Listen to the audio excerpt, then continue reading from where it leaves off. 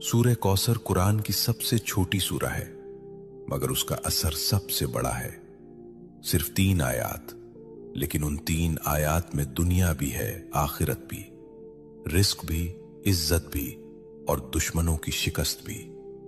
अल्लाह फरमाता है, इन्ना आतईना कल कौसर, हमने तुम्हें कौसर अता किया। ये सिर्फ नबी करीम सल्लल्लाहु अलैहि वसल्लम से खिताब नहीं, ये उम्मत के लिए पैगाम है। ये ऐलान है कि देने वाला अल्लाह है, और जब अल्लाह देता है तो गिनती खत्म हो जाती है। कौसर का मतलब सिर्फ जन्नत की नहर नहीं, कौसर का मतलब है खैर कसीर, बेशुमार भलाई, ऐसा रिस्क जिसमें कमी ना हो, ऐसी बरकत जिसमें जवाल ना हो। लेकिन सवाल यह है कि आज हम ये सूरा पढ़ते हैं, फिर भी तंगी क्यों है, फिर भी दिल बेचैन क्यों है, फिर भी इज्जत के लिए दर दर क्यों जाना पड़ता है। यहां एक नुक्ता है, और यही नुक्ता अक्सर लोग खो देते हैं। सूरह कौसर सिर्फ जबान से पढ़ने की सूरा नहीं, ये मिजाज बदलने की सूरा है, ये शिकवा छोड़ने की सूरा है, ये शुक्र सिखाने की सूरा है।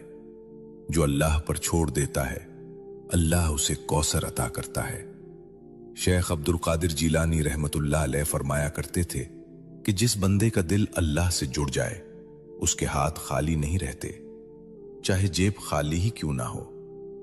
सुनो, रिस्क सिर्फ पैसा नहीं, सुकून भी रिस्क है, सेहत भी रिस्क है, औलाद की नेकी भी रिस्क है, और इज्जत से जीना यह भी रिस्क है। सूरह कौसर हमें सिखाती है कि पहले अल्लाह की नेमत को पहचानो, फिर उस पर शुक्र करो। फसल्लि लिरब्बिका वन्हर, अपने रब के लिए नमाज पढ़ो और कुर्बानी दो।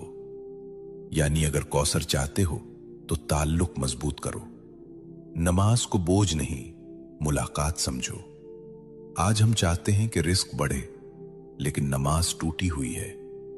हम चाहते हैं कि बरकत आए, लेकिन शुक्र गायब है। यह सूरा हमें झुंझोड़ती है कि दुश्मनों से मत डरो, नजर वालों से मत घबराओ, हसद करने वालों को अल्लाह खुद काफी है। इन नशानिया का हुवल अबतर, तुम्हारा दुश्मन खुद कट जाएगा। ये वादा है, यह तसल्ली है, यह ऐलान है। अगर तुम अल्लाह के हो गए तो कोई तुम्हें मिटा नहीं सकता। यह सूरा दिल को हिम्मत देती है कि खामोशी में भी अल्लाह काम कर रहा है, कि सब्र में भी अता छुपी हुई है। लेकिन यहां एक और गहरा राज है जो अक्सर लोग नहीं जानते। वो राज ये है कि